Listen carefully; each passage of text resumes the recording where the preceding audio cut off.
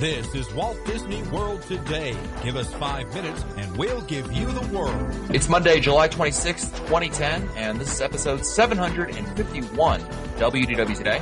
I'm Matt Hodgkirk of StudioCentral.com. Joining me on today's show is none other than Mike Scopa, the senior feature writer and blogger for allears.net. Welcome, Mike. Matt, it's time to start my New Year's spectacular. Omelette superbe avec chambon. You mean ham and eggs? Insert laughter here. Okay. Now that you know what I said, where's it from? Oh, carousel.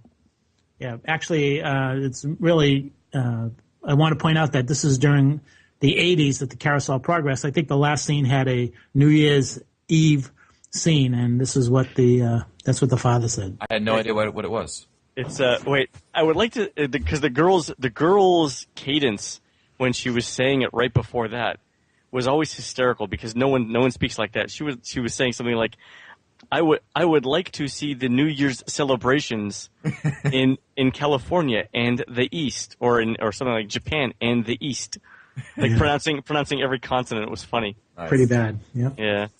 Instead of like where I was on New Year's Eve 1999, which I was drunk in Oak Ridge, North Carolina, but whatever. Go ahead. A man who always celebrates every Prince song that he could possibly live out. Exactly. Let's go crazy. But, yeah. Well, I want to party like it's 1999. Len Testa, co-author of the Unofficial Guide to Walt Disney World. Welcome back to the show, Len. How's it going, Matt? Outstanding. Sorry to have been gone for so long. But I've been everywhere. Well, you and Lindsay had some trouble, but we're glad you're back. I did 2 weeks in. Yeah, let's see those fingernails. Exactly. Yeah, the 2 weeks in rehab really did me a world of good, I think. Good. Well, this week we're on vacation and we're not on vacation. We're on vacation, but we're still putting out shows. But in lieu of not having our full cast here, we're just going to do some listener question shows this week. So if you email the question, that's great because you got a better chance of getting it answered. First question of the day is from Brian, who writes, "Hey, WDW Today crew. Love the podcast. I've been listening since about episode 200 and look forward to hearing your show every Tuesday, Thursday, and Sunday. Last Thursday, I camped out in front of my local Apple store for the new iPhone 4, and when I got home, I was disappointed to find that the Unofficial Guide is currently unavailable on Apple's iBook store. Len, are there any plans to bring this series to iBooks? I'd buy it in a heartbeat." We're for some reason we couldn't do it for the 2010 edition, but we definitely have plans for the 2011. It is available as an Adobe ebook. And I believe the iPad has a reader for that. Adobe has a reader program. If you type in Unofficial Guide Disney ebook, all one word ebook, the first link that pops up is to Wiley's website, and I believe that's there. Cool. Next email is from Rick from St. Louis. All right, hello, my extended family, and I will be staying. Please don't say soon. Please don't say soon. On property November 28th to December 8th at the Beach Club. There are 3 families total, and we'll be arriving in Orlando on the 27th between 9 and 10 p.m., 2 driving and 1 flying. So the question is, where's a good place to stay for one night? Preferably close-ish to the airport. We're looking at the $70 to $90 range and would like a place with free breakfast if possible. See, a place like this, a situation like this rather, I mean, other than the breakfast, which I can't guarantee, but a situation like this screams for Priceline, in my opinion. Oh, yeah. You know what I mean? You don't care where you're staying, really. I mean, you put a decent star rating. Don't put like a 2-star rating. But put like a decent star rating, maybe 2.5 or 3 stars, near the airport zone. Yeah. And you'll probably get it for half the price you really want to pay for it, and it'll be a great place more than likely. So if that was what I was doing. It's only one night. You don't really care which hotel it is. That's what I would do personally. What do you guys, Len, any thoughts about an off-property near the hotel? Near off-property near the airport? Near the airport. Property near the hotel. Yeah, that's exactly what I would do. I would Priceline it because it's one night. It's near the airport. You don't really care. I like your idea of 3.5 stars, by the way. Good. Yeah. Next email is from Erwin and Julia, Erwin M. and Jewel from MD on the forums and chat. Hoorah! Hoorah! From Laurel, Maryland. Writes, greetings from Maryland. We spent a week at the World in August 2009 and came back with a great idea for discussion. On the last full day of vacation, we had a professional photo session scheduled for late afternoon and a dinner reservation at California Grill immediately afterward, so we didn't have a full day at the parks. Most people choose to go to Animal Kingdom on a partial day, and combining the time constraint with the August afternoon heat, that's what we did. We deliberately chose not to go to any of the shows and only did one ride, Triceratops Spin, that we had never done before. Instead, we enjoyed the walking trails and other park scenery. That led us into a discussion. For each park, how would you spend a day, or a good portion of the day, in that park without doing any rides or shows? For the restriction, we're counting anything that you would have to enter a queue for, plus parades and fireworks. So things like World Showcase live performances, Studio Streetmosphere, and Push the Trash Can are still available. The queue areas in restaurants and at cash registers don't count. In other words, how would you enjoy the park, the part of the park that's a park? So the way that I do this, by the way, normally this is data collection for the unofficial guide, where you just walk around all day without writing on anything. That's right. I totally endorse this idea, and if any of our listeners want to do this, call me up.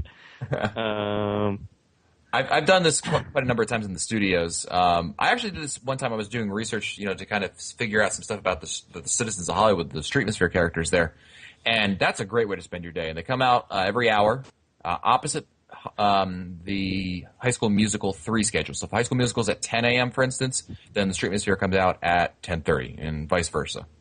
So that's a great way to spend my day if I was at the studios. Just doing that, walking around the streets of America, kind of taking it, looking for the details, and enjoying all the atmosphere. I mean, those are great ways to really spend your day. Are we talking one park or all four? Any of the parks. Well, let's see. I can remember one time I was down there solo. I was looking for blog ideas, and I spent a whole hour on Main Street USA looking at the windows, trying to figure out if I knew what each name represented.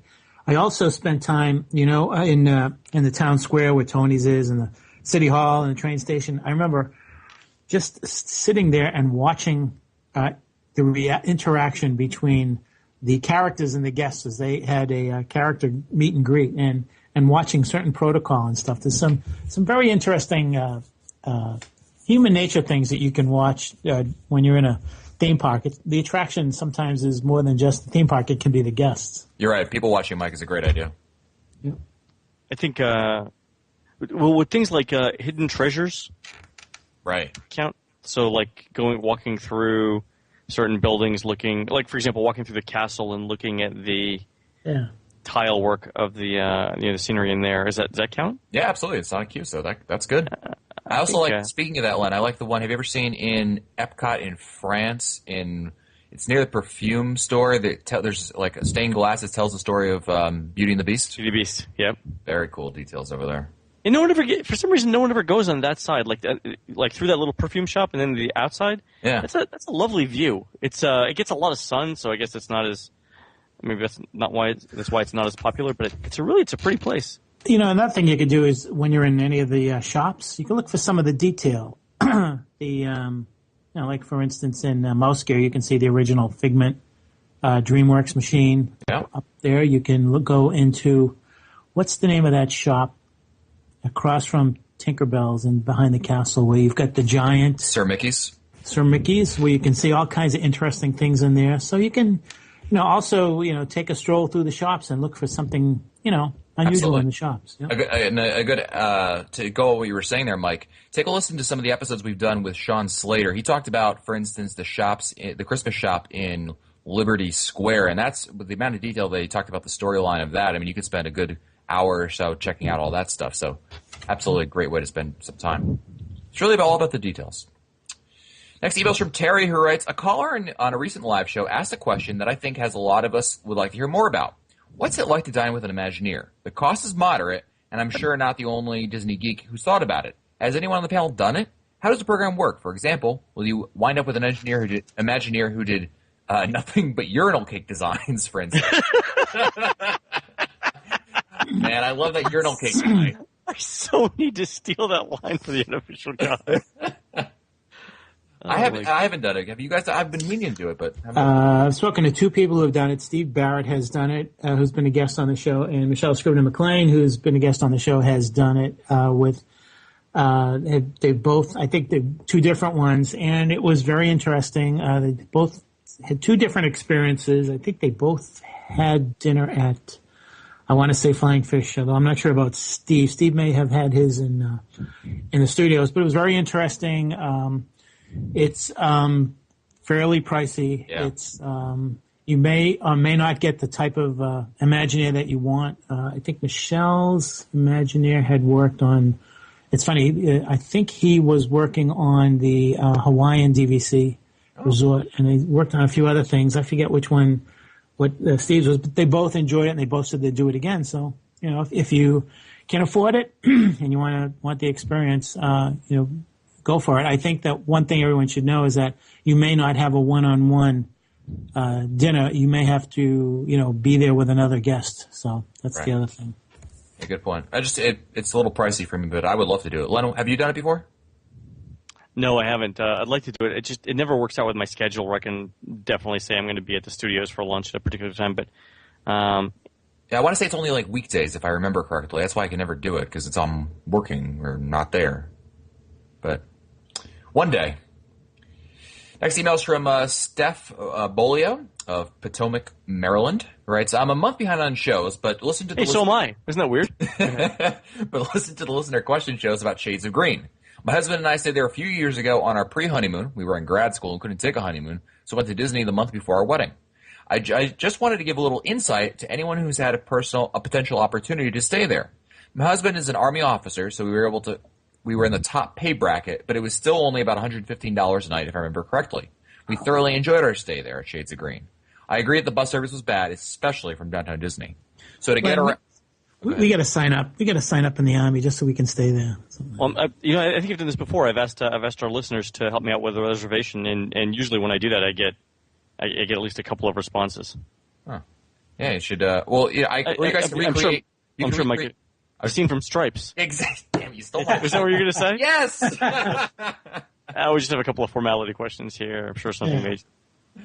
Either of you been convicted of a felony? Convicted? No, never convicted. She goes on to write, I would definitely stay there again, and there is a huge discount for those of us who are allowed to stay there. I would also like to try the Swan or Dolphin, since they seem to give pretty good discounts as well. But now that we have little kids, I think staying close to the Magic Kingdom is pretty key. Thanks again for the awesome podcast. I can't wait until we make it back to Disney World again. Cool. Thanks for the report. Actually, Scopa, the next time we're both in Walt Disney World, when's the next time we're both going to be there? I don't know. You never know. We should see if we can get one of our. We should see if we can. If one of our listeners to get us a room, we could both stay there. Yeah. Nice. You do each other's hair. Yeah, there you go. Next, sit around, talk about our feelings. Be great. Next email is from Joe from Lincoln, Nebraska. We're taking our second trip to the world in February of 2011, obviously, because we would never be behind on an email. No. Last year was our first trip to the world, and we fell in love. We stayed at Saratoga Springs. Because it was our first trip, when we went in blind, no ADRs or advanced planning. Wow. We still had a blast and ate well, but we learned how valuable it was to plan days in advance. So for this trip, we have our days planned and our dinner advanced dining reservations. The last thing we're wondering about is Port Orleans Riverside Resort. It looks pretty large. We'll be using the Disney transportation. We want to know if there's a certain building that is best to stay in and if we can request it. If so, if we do that now, or should we do that from the airport or on the day we arrive? We'll probably only use the pool one day, and we have planned for a rest up on one of the days as well. The rest of the days, we'll be taking the buses to the parks. We're not morning people and plan to take advantage of the evening extra magic hours. You say Port Orleans? Yes, Port Orleans. Building 5. I believe Riverside. Oh, we just did this in the live show, didn't we? Yeah. We did, so repeat. Do you remember your answer? Yeah, so it was the Alligator Bayou were like 14, 15, 16, and 18. And then the Magnolia Bend ones were 95, I believe, was the building. Yeah. Very good. Yeah, definitely. Magnolia Alligator Bayou is definitely the closer buildings, better locations. I don't know. I tend to like the formal landscaping of the Magnolia. Oh no, I do too. It's just the location isn't as good in my opinion. If you walk over, there's that little bridge that you walk across. It's not terrible. Okay. Yeah, if you say so. All right. If you say so. All right. Len, you know when a pitcher doesn't pitch for a couple days and then he comes in, he's kind of rusty and he hangs the curveball? Yeah. You just hung the curveball right there, but that's okay. We're gonna let you stay in the game. I appreciate that. Yeah, I gotta work through this. I mean, I'll never. That's right. Next email is from Jean-Philippe Perret, where I have 2 questions. We're going to the world in 3 weeks. We'll be there soon. We're from Quebec City, Canada, so it's a solid 28 hours drive with 3 kids in the car. I know, I'm crazy. Wow. We're leaving Quebec, and we might arrive about 2 days later in Orlando. What would be my better option if I want to be at a Disney resort early? Fly. Fly. That's right. If I want to be there early, should I find a hotel near Walt Disney World, or should I try to get a room at the resort the day before? Any suggestions if I choose to stay outside of Walt Disney World for that night? So it's going to be much less expensive to stay outside of Walt Disney World, Right. for that one night. How many kids? 3. So 5 people total.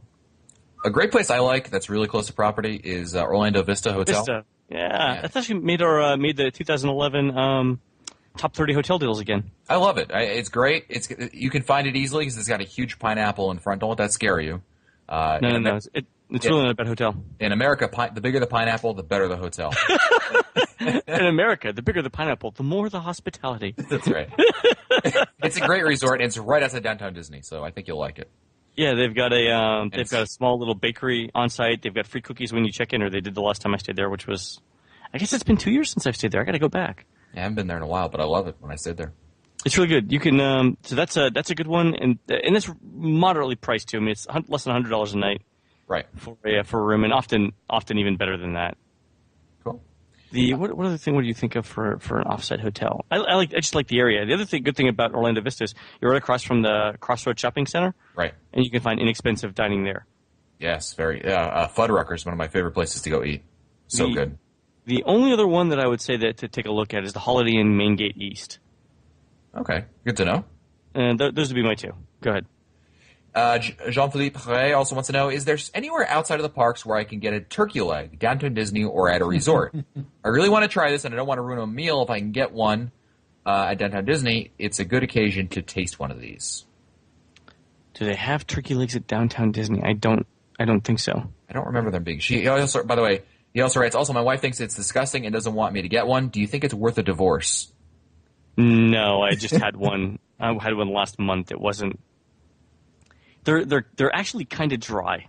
Yeah, it seems like one of those foods where like you have a couple bites, like, ooh, this is pretty good, and then after like another couple bites, you're like, okay, I'm done with this. Yeah, I mean, really, it's it's exactly like that. A couple of bites. If they had like a dipping sauce to go with it, or like a little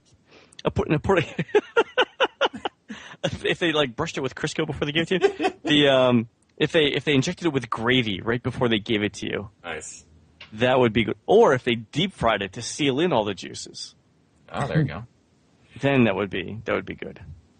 Next email is from Joey, who writes, in an early expression of the season, my daughter has decided to give her long, beautiful hair to a child who needs it more than her. Wow. Lots of love. We're heading down to Disney soon, and I thought it might be nice to celebrate her generosity by having it done there. Are there any salons on property that will do something a little special for the occasion? There are salons. I know my sisters and my mom one time went to, I think they only got their nails done over at Beach Club or Yacht Club. There's one right over there. I forget which resort it is, but you walk between the two. It's the same difference. And they had a hair salon over there. If you want to do something special, though, you definitely got to call ahead for that kind of stuff. Yeah, but they would do it, though. I think the spa's exactly right. I wouldn't try doing it in the theme park like in the Magic Kingdom. Definitely a spa. Yeah. Spa.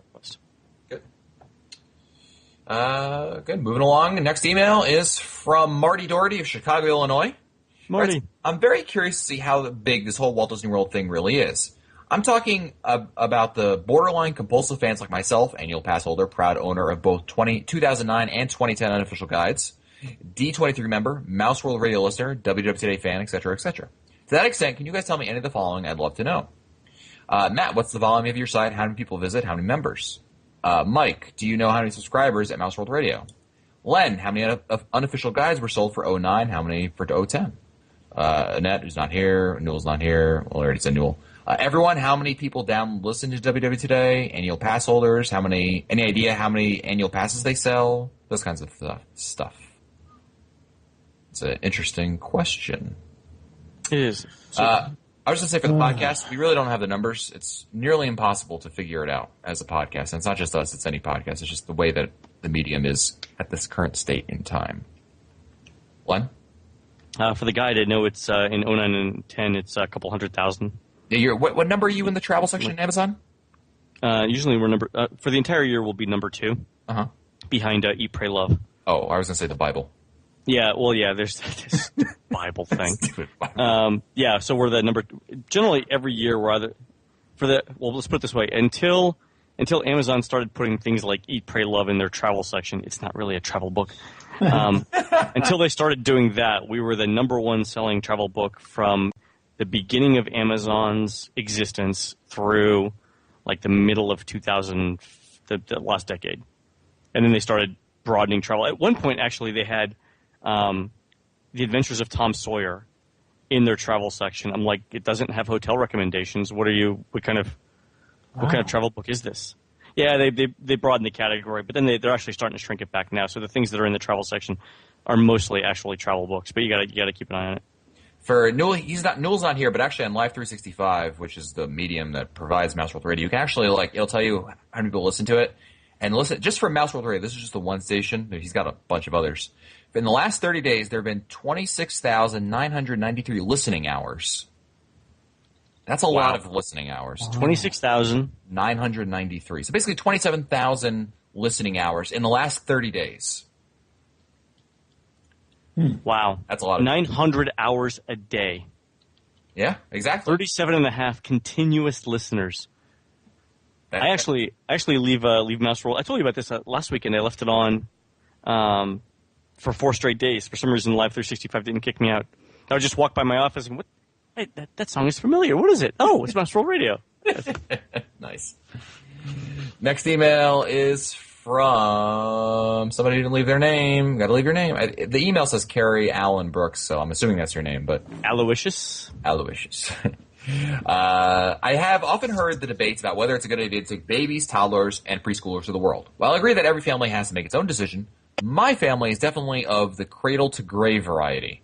We took our oldest 2 children at the age of 2, and our youngest went to Disneyland at the age of 3 months. All of these were wonderful trips, and the one with the baby was downright easy. The point I'd like to make is regarding the logic of one of the reasons people gave for not wanting to take small people to Walt Disney World. I often hear people say that they don't want to take small children because they won't remember it. I can't follow this logic. Should that mean I shouldn't have a first birthday party for my baby? Yes. Should I not read books to her? Yes. Should I not take her for walks in the neighborhood or see the animals at the zoo? Essentially, you should keep her locked up in a closet till she's old enough to argue for her release. The child won't remember those things either, so does that take away from their value? It's a good point. I mean, obviously... Yeah, that's true. I'm just kidding, obviously. Yeah, no. I thought it was funny. It's an interesting point. I think it's got merit. Obviously, you want to have positive experiences that help shapes the person. You know what I mean? So, I don't know. Scopa, what are your thoughts on the subject since you have been vocal about it in the past? I think that the first thing that everybody needs to know is that if you're going for the first time, you're less likely to be prepared enough so that you would enjoy it. If you have gone to Disney World in the past, so you know what limitations are there, you know what you would have to prepare for, and so you're better equipped to bring a small child.